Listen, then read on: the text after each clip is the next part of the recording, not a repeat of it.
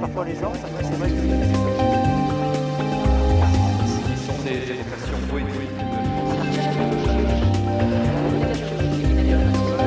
et en même temps un travail donc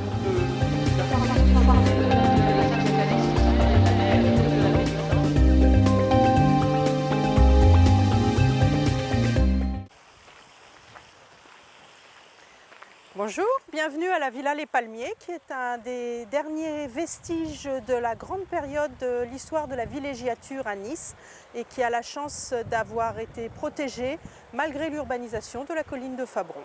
Donc cette Villa Les Palmiers, les Niçois la connaissent plus souvent sous le nom de Palais de Marbre, qui est un surnom qui est dû tout simplement au revêtement de marbre de Carrare qui recouvre toute la façade et qu'on retrouve aussi à l'intérieur dans le vestibule. Alors cette maison, la partie extérieure, la coquille de la maison date des années 1872-1878. En revanche, les jardins tels qu'ils sont datent du troisième propriétaire de la maison, donc dans les années 1920. Voilà. Et puis on ne peut pas complètement les occulter. La maison est aussi entourée de barres d'immeubles qui eux datent de 1958, qui ont été construits parce qu'il fallait loger les gens, mais en respectant autant que faire se peut la présence des jardins et la maison. Donc cette maison et surtout son environnement naturel sont vraiment le reflet de l'évolution de la colline de Fabron. La colline de Fabron à l'ouest de Nice, c'est pas la ville. Jusque dans les années 1850-1860, la ville de Nice est encore dans la partie est de la ville. Elle vient juste de franchir le Paillon et de se développer dans la nouvelle ville, mais à partir de Magnan, c'est la campagne. Et les collines sont encore très agricoles, et ça, on en a des restes dans cette maison, puisque sur les bordures, par là, il reste des oliviers, il reste des orangers, et il reste un réservoir, une citerne à eau, puisque bien entendu, pour faire pousser des choses, il faut de l'eau. Il y a ce qu'on appelle des folies dans ce jardin, donc de la statuaire, mais aussi une tour qui est derrière, une tour belvédère. Pourquoi une tour belvédère? Quand on vient au bord de la mer, ce qu'on aime bien, c'est regarder le paysage. Donc de cette tour belvédère, vous avez une vue sur l'est, le cap Ferrat, sur l'ouest, le cap d'Antibes. Donc c'est quand même un très joli point de vue et on va avoir des hôtes de marque, dont la Tsarine, qui va monter sur cette tour belvédère et qui est immortalisée par une peinture de Trachel. Voilà. Autre hôte de marque, ça va être l'empereur Napoléon III, qui en 1860, quand il vient prendre possession de Nice, qui vient de se donner à la France, va s'arrêter chez M. Gastaut, va regarder la vue et va annoncer à Gastaut: je vais vous apporter la modernité, je vais vous apporter le chemin de fer. Et effectivement, la voie de chemin de fer du Paris-Lyon-Méditerranée, qui s'arrêtait à la frontière française, va poursuivre sa route, va aller jusqu'en gare de Nice, en longeant le littoral et en passant au bout du domaine de M. Gastaut à partir de 1865. Alors ça, c'est passage d'un domaine agricole à un jardin d'acclimatation. Quand Gastaut fait faillite et que sa maison est vendue aux enchères en 1870, ce n'est plus un Niçois qui va pouvoir se porter acquéreur de ce domaine, mais un riche hivernant britannique. Et ce riche hivernant britannique, qui s'appelle Ernest Gambart, en fait il est d'origine belge, c'est quelqu'un qui est un collectionneur d'art, qui va en fait faire de cette maison un petit musée. Gambart connaît les goûts artistiques des hivernants britanniques. C'est lui notamment qui fournit en tableau l'hôtel Regina quand la reine Victoria vient. Donc, et cette maison, cette façade, est typique du goût britannique. Je ne sais pas si vous remarquez, ce genre de construction inspirée de l'architecte italien Andrea Palladio. Donc des choses très simples, des carrés, des ronds, de la symétrie. Vraiment le goût italianisant, c'est un type d'architecture qu'en fait on a très peu sur la Côte d'Azur, mais qui est l'architecture de toutes les maisons de campagne des aristocrates britanniques. C'est aussi une forme d'architecture qu'on retrouve sur la côte est des États-Unis. Donc en demandant à un architecte niçois qui était Biasini de lui faire cette maison avec cette façade, En fait, c'est un commanditaire britannique qui commande un architecte local, quelque chose qui prouve d'une certaine manière que l'aristocratie européenne prend possession du territoire niçois. Alors, c'est un amoureux des arts, Ernest Gambart, et il choisit, un petit peu à contre-jour, avec ce beau soleil du matin, A thing of beauty is a joy forever. Vous avez donc cette maxime qui est au fronton. C'est un poème de Keats. Et Keats, c'est le poète anglais par excellence. Voilà. Vous avez toutes les muses, enfin pas toutes, une partie des muses, éloquence, musique, etc., qu'on retrouve au sommet et dans les niches. Et vous avez aussi l'intérêt du dedans-dehors. Parce que si vous venez sur la Côte d'Azur passer l'hiver, c'est parce qu'il y fait beaucoup plus beau qu'en Belgique ou en Russie ou en Angleterre à la même époque. Donc vous allez profiter du soleil. Mais en même temps, c'est pas. D'abord, on ne prend pas de coup de soleil à l'époque, c'est pas très. Ce n'est pas très recommandé par le guide des bonnes manières. Et puis il peut faire un petit peu frais.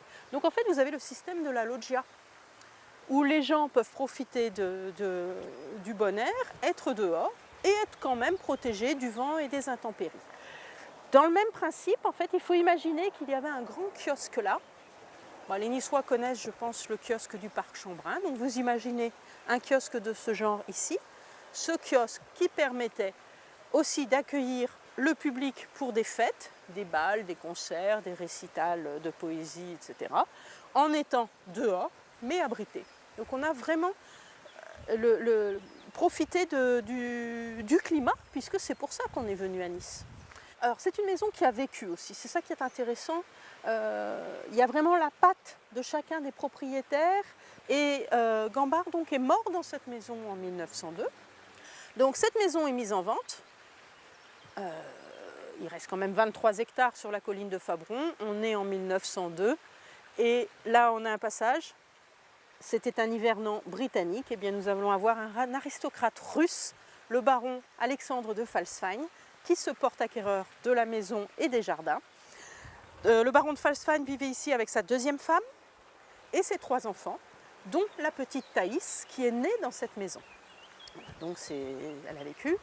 Il y avait une salle de bal sur cette partie de la maison, qui a été rasée donc, dans les années 60, et de l'autre côté, là où il y a maintenant cette barre d'immeuble, il y avait une très grande serre jardin d'hiver, qui abritait les statues qui sont maintenant dans le jardin, étaient dans cette serre jardin d'hiver. Il y avait un grand bassin, là aussi, et puis un petit chemin qui descendait en pente douce jusqu'à l'avenue de la Californie, en passant sous le chemin de fer. Et surtout, le baron, lui, il fait planter des cèdres. Donc, des grands cèdres, et là ces cèdres, ben oui, on voit beaucoup plus les cèdres que les palmiers de Gambart maintenant dans ce jardin, et ce sont ces grands cèdres qui ont donné le nom au lotissement et à la résidence des grands cèdres. Voilà. Donc les Falsfein, 1917, révolution russe, le baron meurt à Berlin, et sa femme et ses enfants réussissent à se replier sur Nice. Nice, la colonie de Russes blancs bien connue, voilà. Or, la fortune n'est plus tout à fait ce qu'elle était, mais néanmoins, la baronne Falsfein réussit à vivre et à entretenir cette maison jusqu'en 1924. Voilà.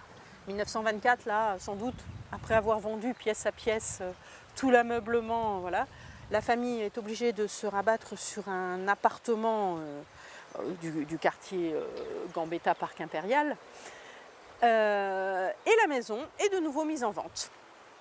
Alors, elle va être achetée par quelqu'un qui a fait fortune en Argentine, qui est un Languedocien, Édouard Soulas, qui était né dans les environs de Montpellier, qui a émigré très jeune avec ses parents en Argentine, et c'était des bouchers. Et quand vous faites dans la boucherie en Argentine, vous devenez le fondateur des abattoirs de Buenos Aires. Et cette maison, il l'achète parce que ses goûts artistiques, alors c'est ce qu'on pourrait qualifier, c'est un nouveau riche d'une certaine manière, donc on est en 1924. 1924, c'est le boom de l'art déco. Mais alors les goûts artistiques de Édouard Soulas, c'est pas du tout de l'art déco. Donc vous verrez, quand on va visiter la maison, c'est du pur kitsch.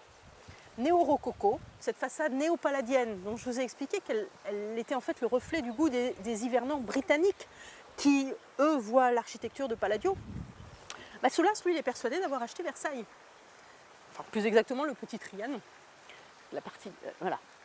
Et donc, il refait la décoration intérieure dans le style hôtel particulier parisien du XVIIIe siècle. Et surtout, sa patte est sur le jardin. Vous aviez un jardin à l'anglaise. Vous aviez ensuite l'hivernant russe qui avait travaillé sur le relief. Mais le concept du jardin à la française, c'est du terrassement. Donc, on met tout à plat. On construit un bassin style le nôtre en perspective centrale sur la loggia, comme ça se fait à Versailles, comme ça se fait aussi au château de Rambouillet. Voilà. 1943, M. Soulas décède et son fils meurt au même moment en Argentine dans un accident de voiture. En 1951, partage des biens argentins et français des Soulas. Il a 30 ans, il se retrouve à la tête d'un riche patrimoine, dont cette maison, qu'il faut entretenir. Années 50 à Nice, il se lance en fait dans une activité qu'on pourrait qualifier d'événementielle. C'est-à-dire qu'il va louer la maison pour des fêtes et surtout pour des tournages de cinéma, puisqu'on est à proximité de la Victorine. Donc à l'occasion de l'année du cinéma, du centenaire de la Victorine à Nice, nous avons été choisis pour évoquer le tournage de Lola Montès, donc en partenariat avec la Cinémathèque française dans cette maison. Donc de juin à septembre, nous aurons une belle exposition sur Lola Montès. Voilà. Parce qu'à cette époque, effectivement, toutes les belles maisons de la Côte d'Azur étaient utilisées pour tourner des films. Édouard Soulas a un petit peu épuisé le filon et il cède à ce moment-là aux avances d'un promoteur immobilier. Et cette maison est vouée à la destruction puisque c'est un architecte, Henri Cantier, qui est un architecte qui a un cabinet à Paris, un cabinet à Nice et un cabinet à Oran, qui achète la maison. Donc pour Cantier, c'est une très grande opportunité et il va vendre sur plan des appartements à Oran. Sur plan, des plans qui, bien sûr, ne tenaient pas compte ni du jardin ni de la villa. Et là, on a une réaction des pouvoirs publics, donc État et municipalité, qui est très rare à l'époque. C'est de se dire, mais non, on ne peut pas laisser cette villa et ce jardin disparaître.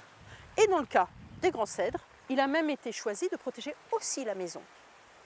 Parce que c'est quand même une des plus belles de la Côte d'Azur et sans doute la plus belle de Nice. Donc oui, il y a cet environnement très bâti, mais nous sommes contents, nous, aux archives, d'être quand même logés dans une maison inscrite à l'inventaire supplémentaire des monuments historiques et de pouvoir l'ouvrir quotidiennement au public qui vient et plus largement à l'occasion de visites guidées où on peut rentrer dans toutes les pièces de la maison, voilà, pour que les Niçois puissent profiter de leur patrimoine et redécouvrir cette histoire de la villégiature et de l'urbanisation de Nice.